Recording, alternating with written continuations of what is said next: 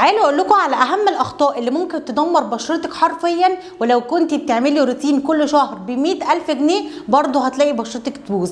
لو انتوا اول مره تشوفوني انا الاء جمال سكين كير اند هير ثيرابيست، ويلا بينا نبدا مع بعض الفيديو. ازيكم يا بنات، عاملين ايه؟ النهارده حبيت اتكلم معاكم عن الاخطاء اللي احنا بنعملها في الروتين بتاعنا، وبنقعد نقول ده انا جايبه غسول ب1000 جنيه وجايبه مرطب ب500 جنيه وبرده مفيش فايده.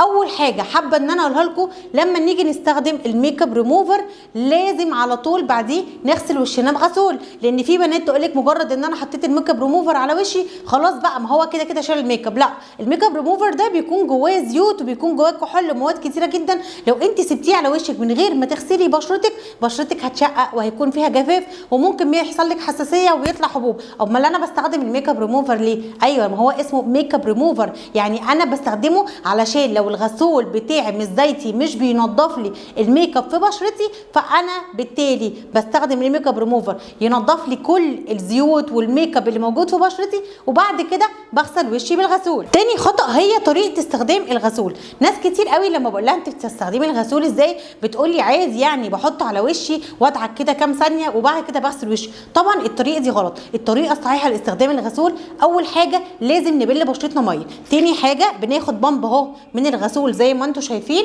بنعمل ايه بقى؟ بنحط الغسول كده لحد ما نحس ان هو بدا يرغي، ونبدا نرغي بيه بشرتنا اقل حاجه يا بنات دقيقه، لان الماده الفعاله بتاعه الغسول بتشتغل بعد 30 ثانيه. فانت بقى لما تمسكي الغسول وتحطيه على وشك وتقومي شاطه بميه، انت كده معلش بتشتغلي نفسك، ما عملتيش اي حاجه خالص وما استفدتيش بالماده الفعاله العلاجيه بتاعه الغسول، خاصه بقى لو انت بشرتك دهنيه. عشان كده الغسول بتاعك بيكون فيه ماده السلسليك اسيد، وماده السلسليك اسيد دي بتاخد وقت شويه على ما تبدا تنظف بشرتك وتعالجها من الدهون والرؤوس السوداء والبيضاء. تالت خطا يا بنات ان اغلبنا ما بيستخدمش مرطب اصلا. تيجي تقول لك انا بشرتي دهنيه بتطلع سمنه، ازاي هستخدم مرطب؟ دي اكتر حاجه غلط. لو انت بشرتك دهنيه فانت محتاجه ترطيب. ليه بقى؟ لان بشرتك من النوع اللي بتفرز دهون كتير، علشان كده بتحتاج كل شويه تترطب. لو انت مش رطبتيها هترطب نفسها بنفسها، فبالتالي هتفرز دهون اكتر، والدهون دي هتعمل لك دهون تحت الجلد، هتقلب برؤوس سودا وتقلب برؤوس بيضه وهتعمل دمامل. يبقى انت كده علشان استخسرتي ان انت تجيبي مرطب، او علشان حاطه في دماغك ان بشرتك دهنيه مش هترطبي، بوظتي الدنيا خالص. طيب وبالنسبه بقى البشرات الجافه او البشرات العاديه، انت لازم اصلا تشربي الترطيب كده، مش مجرد انك تحطي ترطيب. اهم حاجه انك تختاري المرطب اللي مناسب معاكي. يعني ما ينفعش واحده تبقى بشرتها دهنيه الاقيها تقول لي ما انا بستخدم مويست 1. مويست 1 ده يا جماعه تقيل جدا على البشره، محتاج بشره عاديه مايله للجافه او بشره جافه من النوع اللي بتشقق وبتتبهدل. لكن المرطبات بتاعه البشره الدهنيه بتكون لوشن خفيفه او جل، ولو هتستخدمي المرطب الجل لازم تستخدميه على بشره منديه. رقم 4، اهم حاجه واخطر حاجه، ناس كتيره جدا بسالها انت بتشربي ميه، تقول لي لا ده انا في الشتاء اصلا بنسى ان انا اشرب ميه. ربنا بيقول لك وجعلنا من الماء كل شيء حي.